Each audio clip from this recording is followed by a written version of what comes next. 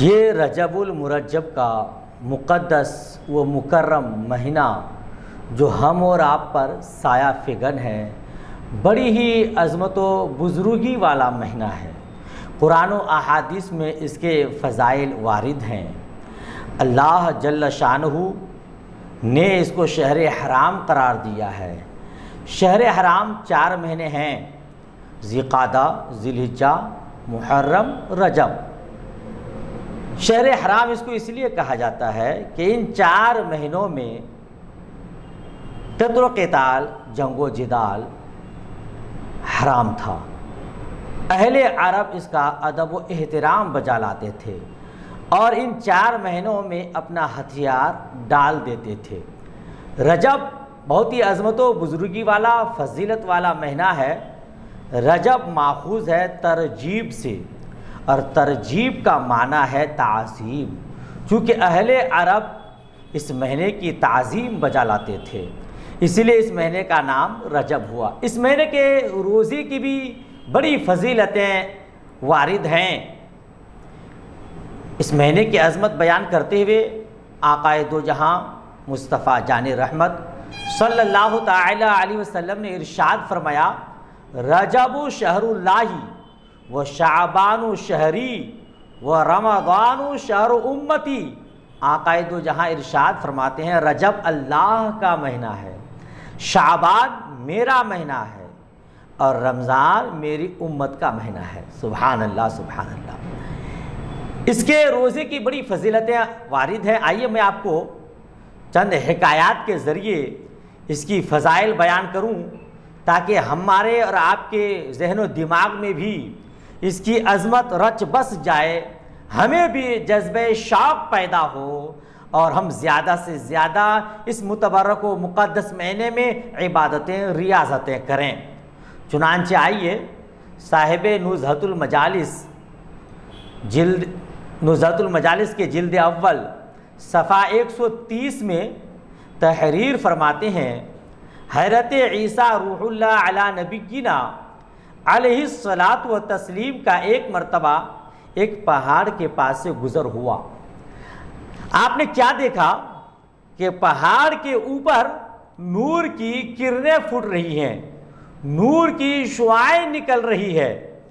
حضرت عیسیٰ روح اللہ علی نبینا علیہ الصلاۃ و تسلیم رب کی بارگاہ میں عرض گزار ہوئے: اے مولا، اس پہاڑ کو قوت گویائی عطا فرما تاکہ وہ ہم سے کلام کرے۔ حضرت عیسیٰ روح اللہ علی نبینا علیہ الصلاۃ و تسلیم کا رب کی بارگاہ میں عرض کرنا تھا۔ پروردگار عالم نے پہاڑ کو قوت گویائی عطا فرمائی۔ اب پہاڑ حضرت عیسیٰ روح اللہ علی نبینا علیہ الصلاۃ و تسلیم کی بارگاہ میں عرض کیا: اے اللہ کے نبی عیسیٰ روح اللہ، آپ کیا چاہتے ہیں؟ حضرت عیسیٰ روح اللہ علی نبینا علیہ الصلاۃ و تسلیم نے فرمایا: اے پہاڑ، تم پر یہ چمک دمک کیسی ہے؟ یہ نور کی شعاعیں پھوٹ رہی ہے، کس کی وجہ کیا ہے؟ پہاڑ حضرت عیسیٰ روح اللہ علی نبینا علیہ الصلاۃ و تسلیم کو جواباً عرض کیا: میرے اندر ایک مرد خدا ہے جو اللہ رب العزت کی عبادت و ریاضت میں مشغول ہے، مصروف ہے۔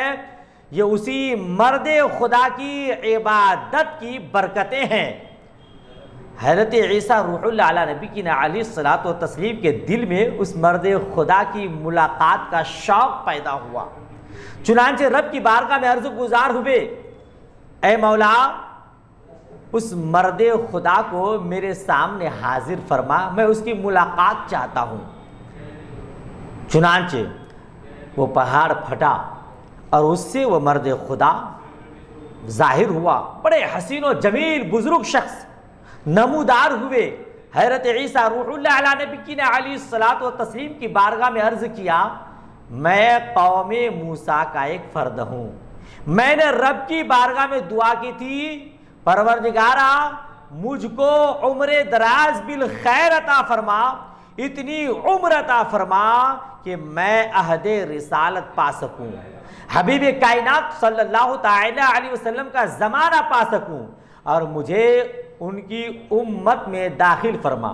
میری دعا قبول ہوئی، تب سے آج تک 600 سال سے اسی پہاڑ کے اندر اللہ تبارک و تعالیٰ کی عبادت و ریاضت میں مشغول و مصروف ہوں۔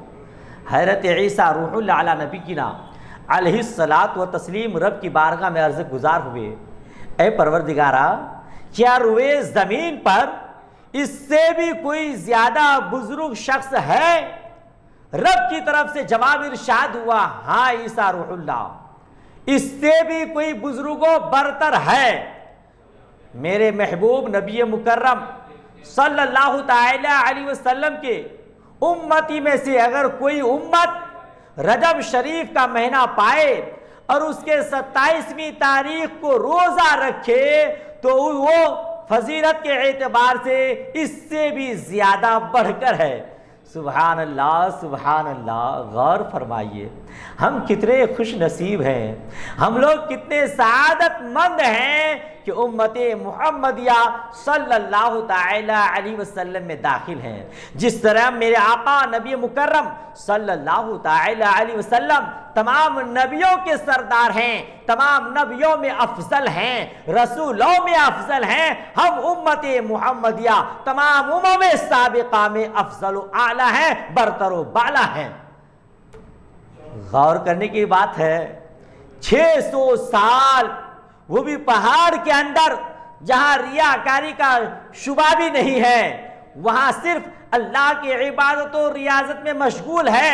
اب امت محمدیہ کا ایک فرد رجب شریف کا مہینہ پائے اور اس کی 27ویں تاریخ کو روزہ رکھے تو اس کے ایک دن کا روزہ رکھنا اس کے 600 سال کی عبادت سے بھی بڑھ کر ہے۔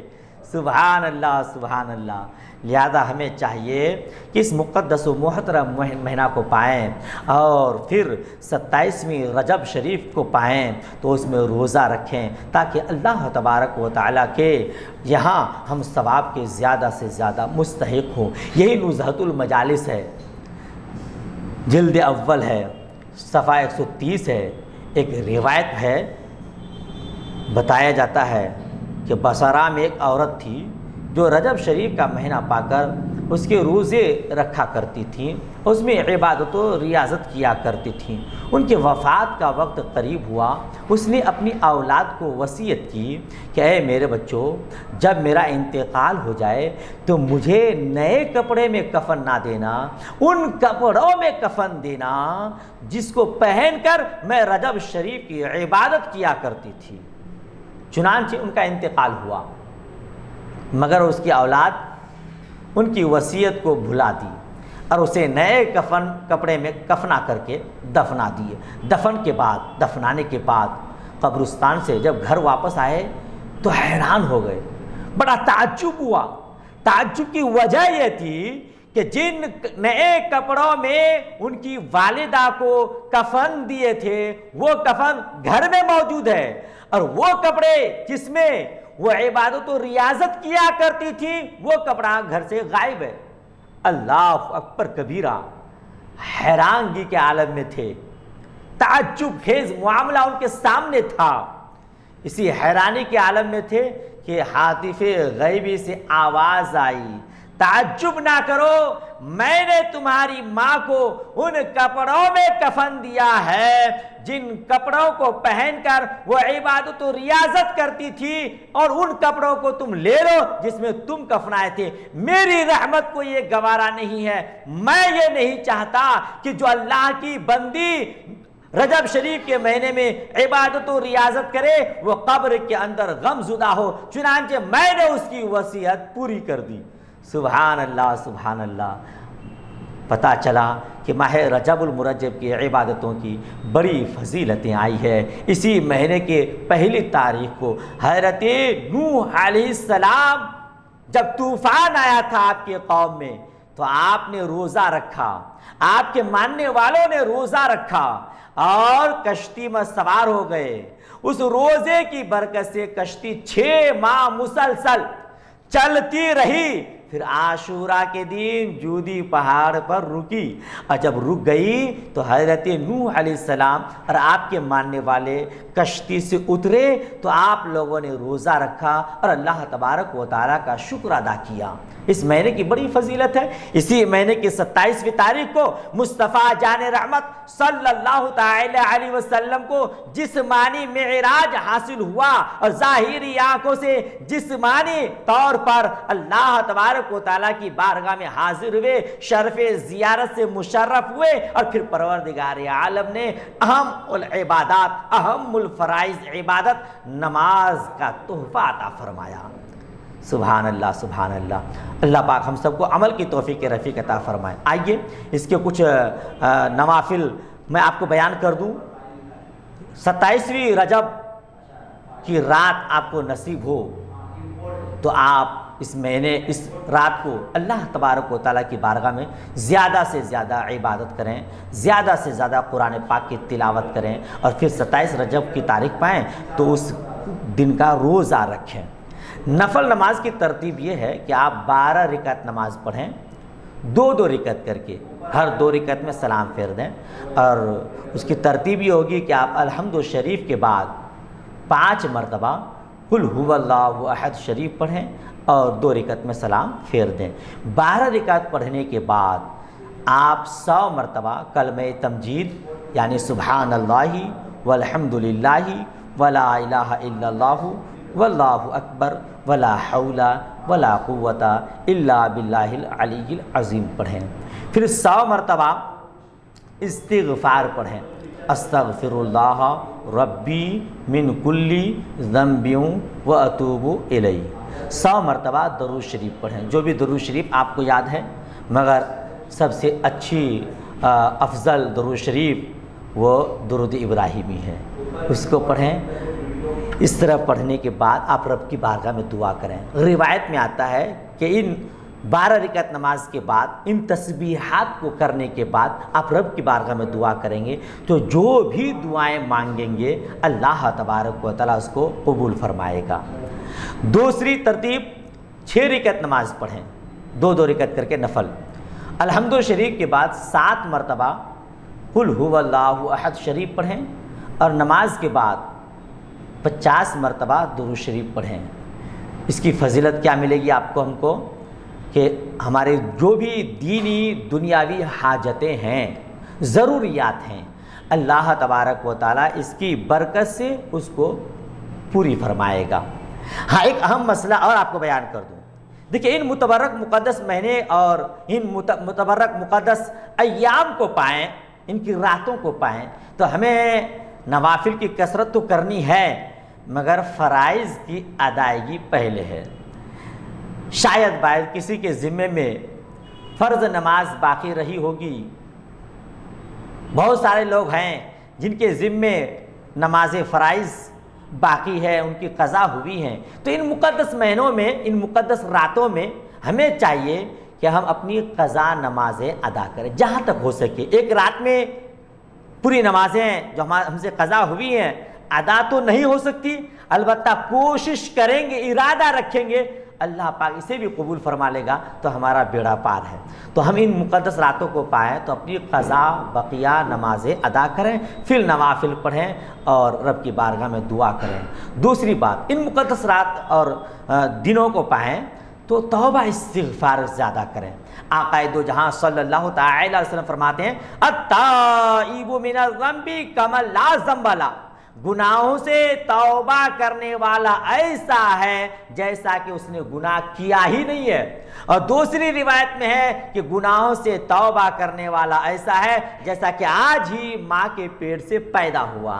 ماں کے پیٹ سے پیدا ہونے والا بچہ گناہوں سے مبرہ ہوتا ہے، پاک صاف ہوتا ہے۔ گویا جو توبہ استغفار کرتا ہے تو وہ گناہوں سے پاک صاف ہو جاتا ہے۔ ہو سکے تو اپنے گناہوں سے نادم ہو کر، شرمندہ ہو کر رب کی بارگاہ میں گڑ گرائیں، گریا وہ جاری کریں۔ ہو سکے تو 2 قطرے آنسو کے بہائیں۔ روایت میں آتا ہے رب تبارک و تعالیٰ کو 2 قطرے سے زیادہ کوئی چیز عزیز نہیں ہے، محبوب نہیں ہے۔ ایک شرمندگی کے ساتھ آنسو کا قطرہ اور ایک میدان جنگ میں مجاہد کے خون کا قطرہ اللہ تبارک و تعالیٰ کو بہت پسند ہے۔ دوسرا اہم مسئلہ میں آپ کو یہ بیان کروں ہماری ماں بہنیں نمازوں میں تو بہت کاہلی اور سستی کرتی ہیں، مگر روزے کے معاملہ میں بہت آگے ہوتی ہیں، ہے نا؟ ہمارے گاؤں دیہات میں تو لوگ، عورتیں ہماری بس کچھ بھی ہوا فوراً روزہ کی منت مانگ لیتی ہے اور روزہ رکھتی بھی ہے، الحمدللہ اچھی بات ہے۔ لیکن اہم مسئلہ اس میں یہ ہے کہ جو ماں بہنیں ہماری شادی شدہ ہیں ان کے لیے ضروری ہے کہ وہ شوہر کی اجازت لیں۔ عورتوں کو اپنی شوہروں کی اجازت کے بغیر نفلی روزہ رکھنا جائز نہیں ہے۔ سبحان اللہ سبحان اللہ، نفلی روزہ رکھنا عبادت ہے، ثواب کا کام ہے۔ میری ماں بہنیں اگر میری بات سن رہی ہیں تو غور فرمائیں، ایک ثواب کا کام، اس میں حکم یہ کہ شوہر کی اجازت کے بغیر جائز نہیں ہے۔ ایک عبادت والا کام، ثواب والا کام شوہر کی اجازت کے بغیر جائز نہیں ہے، تو آپ کو شوہر کی اجازت کے بغیر مارکیٹ جانا، رشتہ داروں کے یہاں جانا اور کسی کے یہاں جانا بھلا کیسے جائز ہو سکتا ہے؟